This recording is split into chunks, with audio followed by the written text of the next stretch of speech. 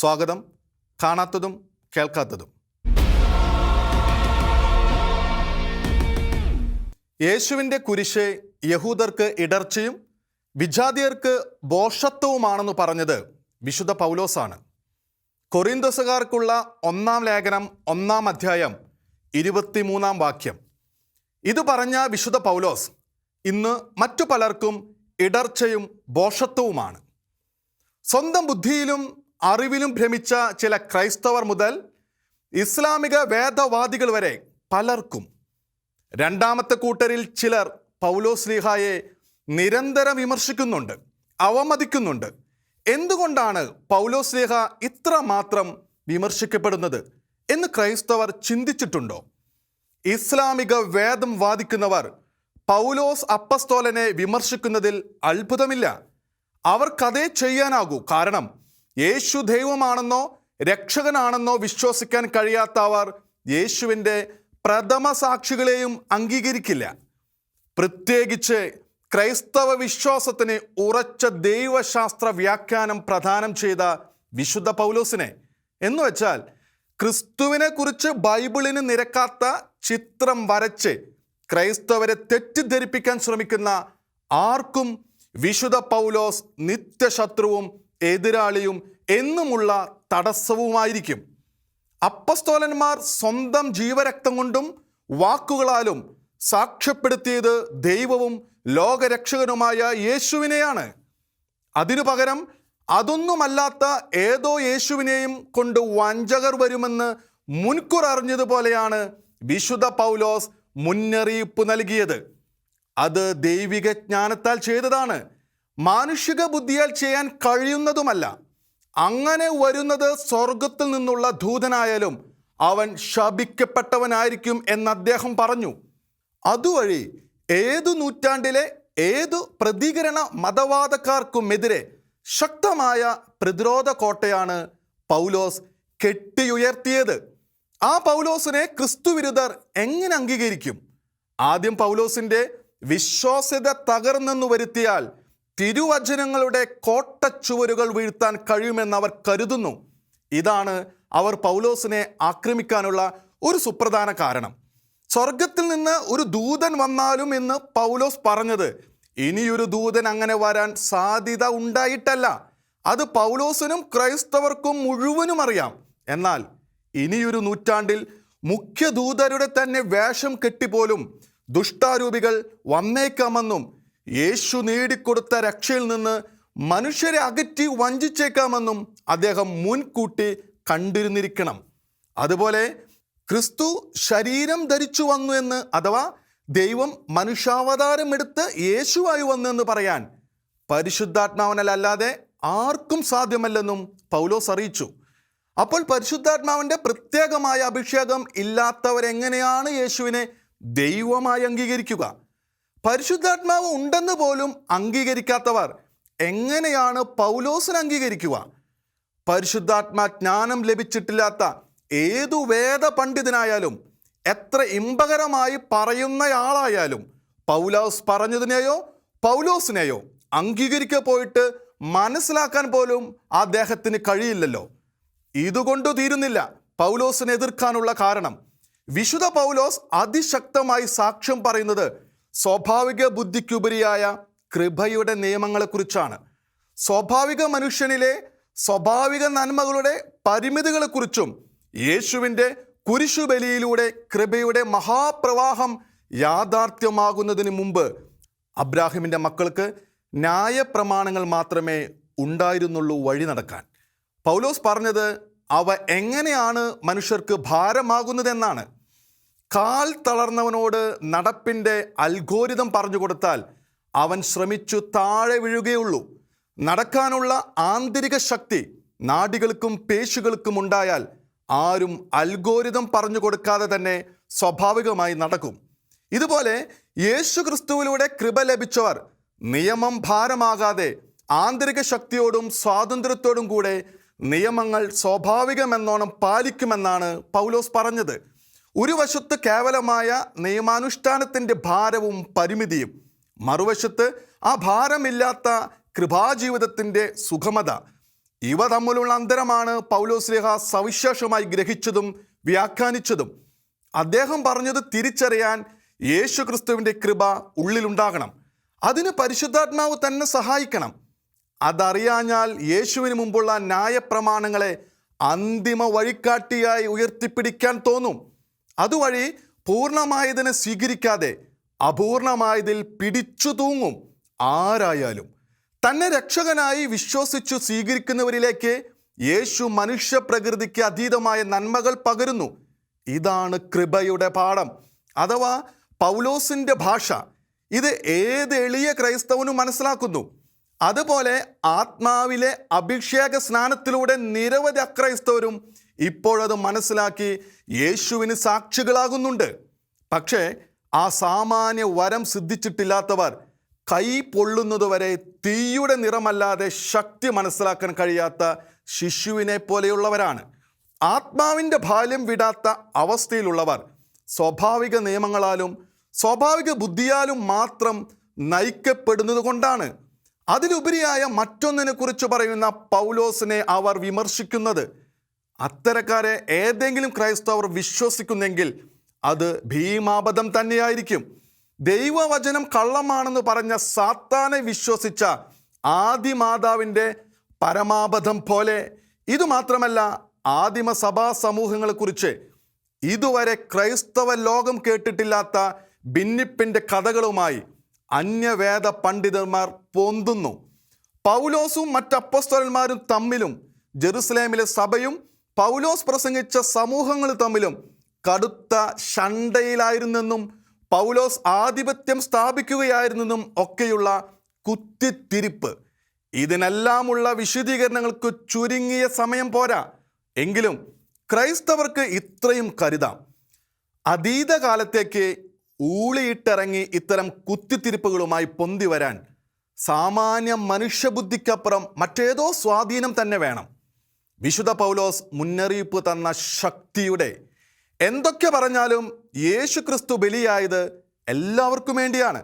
യേശുവിൻ്റെ കണക്കിൽ ഓരോ മനുഷ്യനും അത്രമാത്രം വിലയുണ്ട്. ഏത് പാപിയിലേക്കും ദൈവത്തിൻ്റെ യേശു ക്രിസ്തുവിൻ്റെ മഹാകരുണയും കൃപയും ഒഴുകുന്നുണ്ട്. ദൈവിക ജ്ഞാനത്തിൻ്റെ എണ്ണമറ്റ കൈവഴികളിൽ ഏതിലൂടെയെങ്കിലും അത് അവർക്ക് ലഭ്യമാകാം എന്നാണ് കത്തോലിക്ക പാഠം. സ്വന്തം തീരുമാനത്താൽ ഉപേക്ഷിച്ച് കളയുന്നില്ലെങ്കിൽ അതവരെ രക്ഷയിലേക്ക് നയിക്കാം. പക്ഷേ ജ്ഞാനസ്നാനം സ്വീകരിച്ചവർക്ക്, ക്രൈസ്തവർക്ക് ഇക്കൂട്ടരുടെ വിശ്വാസ വഴികൾ അനുവദനീയമല്ലെന്നു മാത്രം.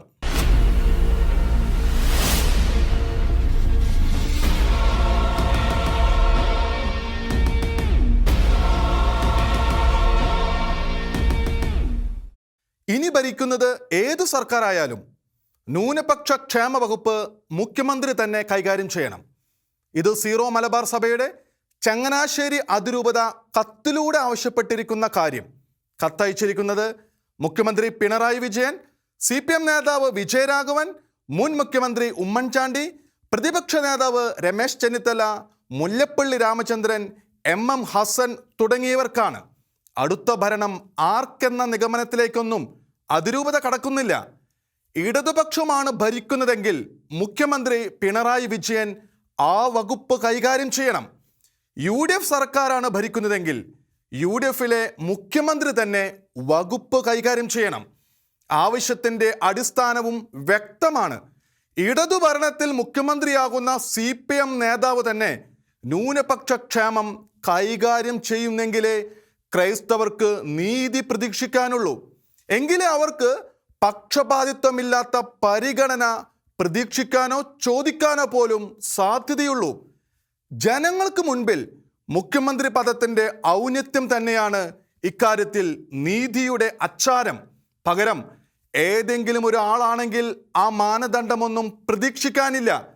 പ്രബലമായ ന്യൂനപക്ഷ മതത്തിൻ്റെ ലേബലുള്ള കക്ഷി ഇടതുമുന്നണിയിൽ ഇല്ല എന്നു വരികിലും ആ ലേബലോടെ മുന്നണിയോട് ചേർന്ന് നിൽക്കുന്ന ആരെങ്കിലുമാണ് ന്യൂനപക്ഷ ക്ഷേമം കൈകാര്യം ചെയ്യുന്നതെങ്കിലോ ക്രൈസ്തവർക്ക് നീതി പ്രതീക്ഷയിൽ പോലും എത്തുകയില്ല.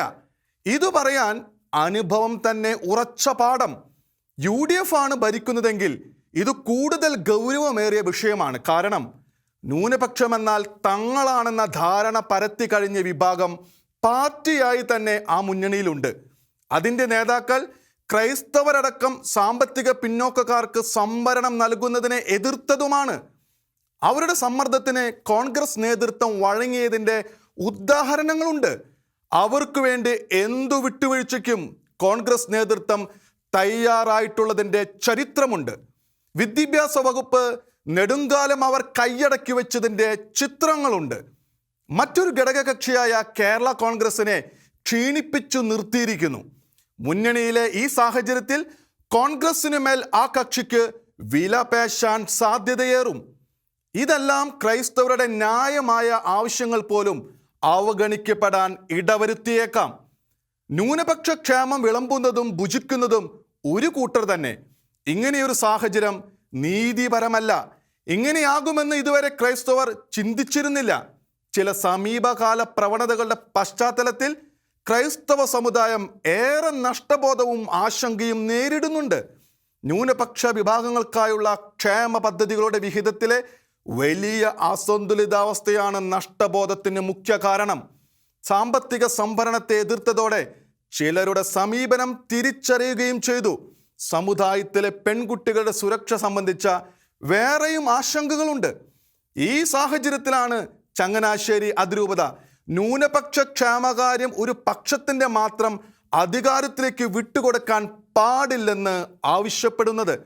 അത് അവഗണിച്ചുള്ള പ്രീണനമാണ് UDF അവലംബിക്കുകയെങ്കിൽ കോൺഗ്രസ് ദുരിതമെന്ന് ക്രൈസ്തവർ പറഞ്ഞുപോകും.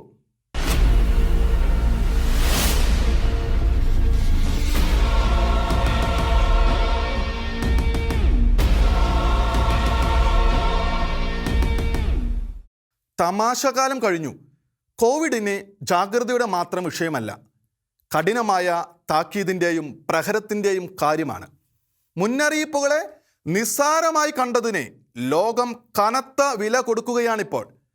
തെരഞ്ഞെടുപ്പ് കാലത്ത് സംസ്ഥാനത്ത് രാഷ്ട്രീയ നേതാക്കളും പ്രവർത്തകരും എത്ര പേർക്ക് രോഗം പകരാൻ കാരണമായിട്ടുണ്ടെന്ന് ഊഹിക്കാൻ പോലും വഴിയില്ല.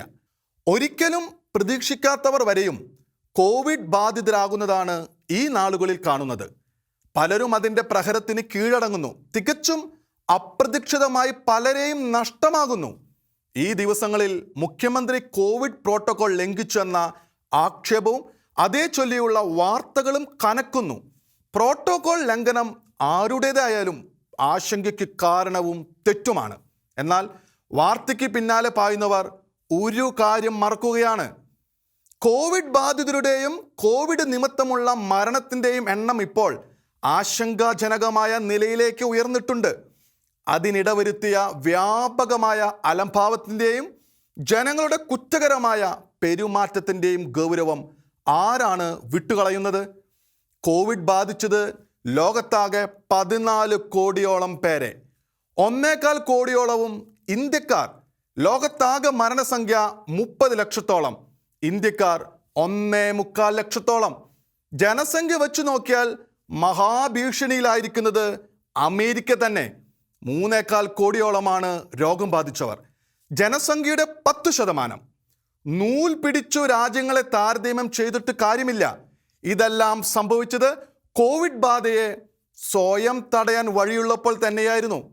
അക്കാര്യത്തിലാണ് ജനങ്ങൾ കുറ്റക്കാരാകുന്നത്.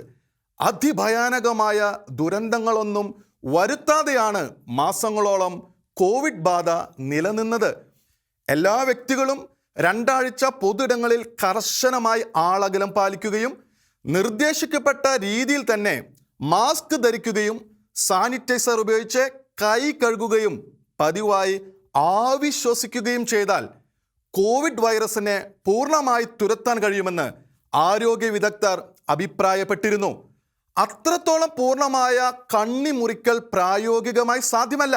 എങ്കിലും പരമാവധി പേരുടെ സഹകരണം വഴി വൈറസ് ബാധ നിയന്ത്രണാതീതമായേനെ. പക്ഷേ സാഹചര്യങ്ങളെ നിസ്സാരമായി കണ്ടവർ നിമിത്തം മറ്റുള്ളവർ കൂടി ദുരിതം ഏറ്റുവാങ്ങേണ്ടി വരുന്നു. ആ ദുരിതത്തിൻ്റെ മുഖങ്ങൾ ഇനിയുള്ള ഓരോ ദിവസവും ഓരോ മണിക്കൂറും കാണേണ്ടി വന്നേക്കാം. രാജ്യത്തിൻ്റെ അതിർത്തിക്കുള്ളിൽ കോവിഡ് നിയന്ത്രിക്കാൻ കേന്ദ്ര ഗവൺമെൻറ്റും സംസ്ഥാനത്തിൻ്റെ അതിർത്തിക്കുള്ളിൽ കോവിഡിനെ വിലക്കാൻ സംസ്ഥാന സർക്കാരും കരുതലോടെ പ്രവർത്തിച്ചതാണ്.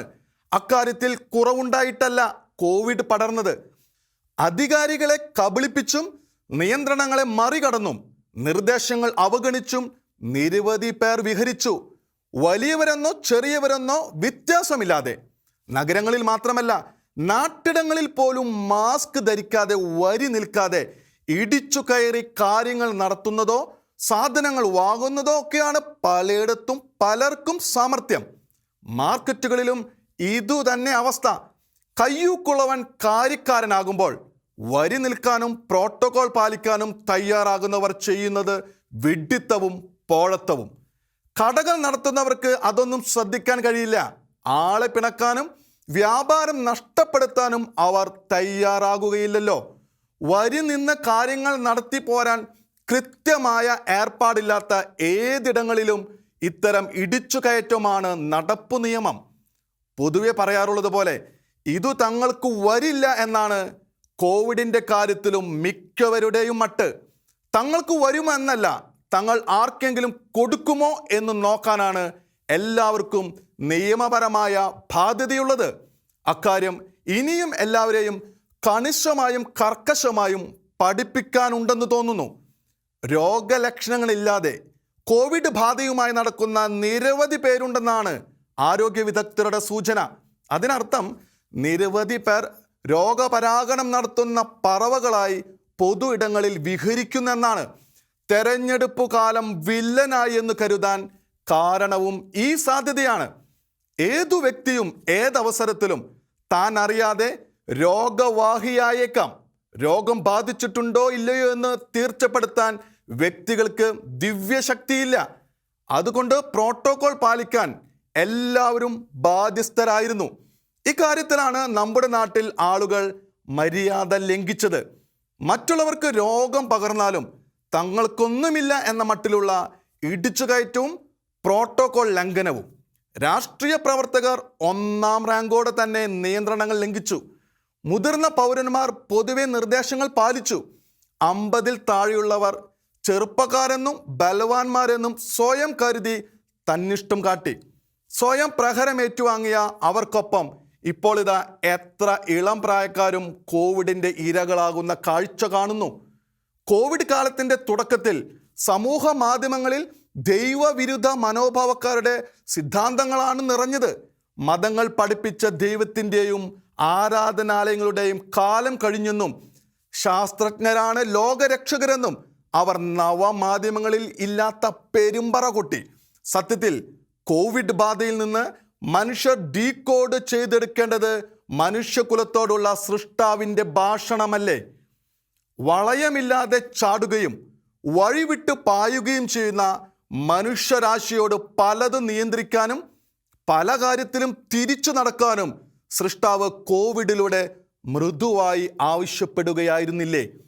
ആത്മാർത്ഥതയില്ലാതെ ചെയ്തു പോന്നത് ശരിയായ ദാഹത്തോടെ ചെയ്യാനല്ലേ ദേവാലയ നിയന്ത്രണം സഹായിച്ചത്? ഒന്ന് തറപ്പിച്ചു പറയാം, കോവിഡ് കാലം തങ്ങളുടെ ജീവിതത്തിൽ ദൈവിക സംരക്ഷണം കൊണ്ടുവന്നെന്ന് പറയാനിടവന്ന അനേകരുണ്ട് സമൂഹത്തിൽ. തിരുസഭയിലെ പ്രവാചകരുടെ സന്ദേശങ്ങൾ പ്രസക്തമാണ്. ഏറെ അകലത്തിലല്ലാത്ത യുഗാന്ത കുലത്തകർച്ചയിൽ നിന്നും മനുഷ്യരെ കാക്കാൻ ദീർഘക്ഷമ കാട്ടുന്ന സൃഷ്ടാവ്. ആ ദീർഘക്ഷമയാൽ സംഹാരം കൂടാതെ മുൻകൂറായി രക്ഷയിലേക്ക് ഒരു സാർവത്രിക ശിക്ഷണം. അതായിരുന്നില്ലേ ആദ്യ കോവിഡ് ഘട്ടം? ആദ്യ ശിക്ഷണത്തിന് വഴങ്ങാതിരുന്നാൽ കടുത്ത ശിക്ഷണത്തിൻ്റെ ഊഴമെത്തില്ലേ? അതിലേക്ക് സംഹാരകന്റെ ആദ്യ പ്രഹരത്തിനായി ദൈവിക സംരക്ഷണം വഴിമാറിയേക്കാമെന്നല്ലേ കോവിഡിൻ്റെ പുനരാക്രമണം സൂചിപ്പിക്കുന്നത്? വിവേചനത്തിൻ്റെ ആത്മാവോടെ ജാഗ്രതയുടെ ഏതു സന്ദേശവും പ്രത്യാശ നൽകുന്ന ഏത് പാഠവും കാലത്തിൽ നിന്ന് വായിച്ചെടുക്കാം. അതിനു തയ്യാറല്ലെങ്കിൽ യാദൃശികതയായോ കേവല സംഭവമായോ മാത്രം കണ്ട് സ്വന്തം വഴിയെ നടക്കാം. പക്ഷേ ഗ്രഹിക്കേണ്ടുന്ന അർത്ഥം ഗ്രഹിക്കാതെ പോയാൽ സൃഷ്ടാവിൻ്റെ നിയമങ്ങളെ ഇനിയും അവഗണിക്കും. സംഹാരകൻ നീങ്ങിപ്പോകില്ല. കാൽ കീഴിലെ ട്രാപ്പ് ഡോർ തുറക്കുന്ന ദുരന്തത്തിലേക്കാകാം പിന്നെ വീഴ്ച.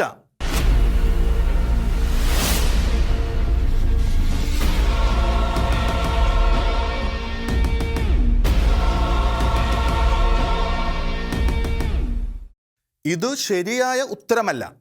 സംസ്ഥാനത്തെ കസ്റ്റഡി മരണങ്ങളെക്കുറിച്ച് ആഭ്യന്തര വകുപ്പിന് വിവരമില്ല പോലും.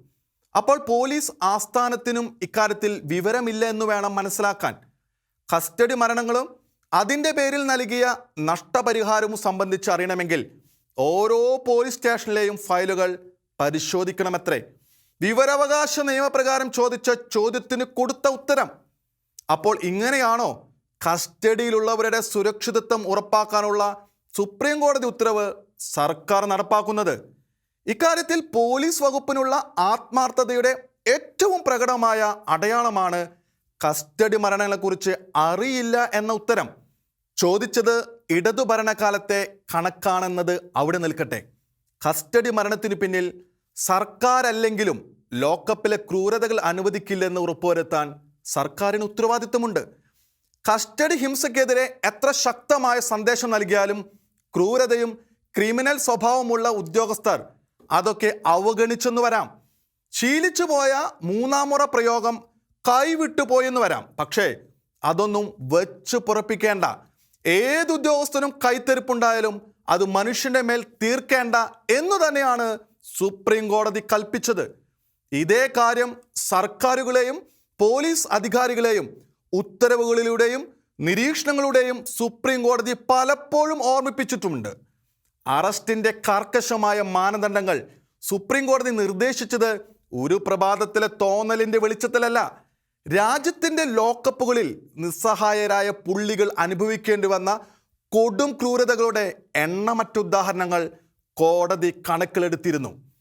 ക്രോധവും ക്രൂരതയും പ്രതികാരഭാവവും ഹിംസാത്മകമായ ഗൂഢാലോചനയും ഒക്കെ ചില പോലീസുകാരുടെ കാര്യത്തിലെങ്കിലും യാഥാർത്ഥ്യമാണ്. അത് മാനുഷിക ബലഹീനത എന്ന് കരുതിയാലും കസ്റ്റഡിയിലെ നിസ്സഹായരുടെ മേൽ അവരത് പ്രയോഗിക്കാൻ നിയമം അനുവദിക്കുന്നില്ല. തെളിവുണ്ടാകില്ല എന്ന ഏക ഉറപ്പിലാണല്ലോ ആ ഉദ്യോഗസ്ഥർ ഇത്തരം ക്രൂരത കാട്ടുന്നത്. അത് തങ്ങളുടെ അവകാശവുമായി കരുതുന്നവർ പരിധി തിരിച്ചറിയണം. അതിനാണ് സുപ്രീം കോടതി പല കേസുകളിലും ഇടപെട്ടത്. പക്ഷേ നമ്മുടെ സർക്കാർ ഇനിയും ഇക്കാര്യത്തിൽ വേണ്ടത് ചെയ്യുന്നില്ലെങ്കിൽ അവർ ജനകീയ നേതാക്കളെന്ന് പറയുന്നതിൽ അർത്ഥമില്ലാതാകും. സുപ്രീം കോടതി വൻ പ്രാധാന്യം കൽപ്പിച്ച കാര്യത്തിൽ, കസ്റ്റഡി മരണങ്ങളുടെ കാര്യത്തിൽ ഏകോപിത ഡാറ്റ പോലും ഇല്ലെന്ന് പറയുന്നെങ്കിൽ ബന്ധപ്പെട്ട ഉദ്യോഗസ്ഥർ ലജ്ജിക്കണം. എല്ലാ മേഖലയിലും ഡിജിറ്റൽ സമ്പ്രദായം നിലവിൽ വന്നിട്ടും ഓരോ പോലീസ് സ്റ്റേഷനിലും പോയി ഫയൽ തപ്പണമെന്ന് ഉദ്ധരിച്ച ഉദ്യോഗസ്ഥനെ മാതൃകാപരമായി എവിടേക്കെങ്കിലും പരിശീലനത്തിന് അയക്കണം. അത് തീർച്ചയായും സംസ്ഥാനത്തിന് ഗുണം ചെയ്യാതിരിക്കില്ല.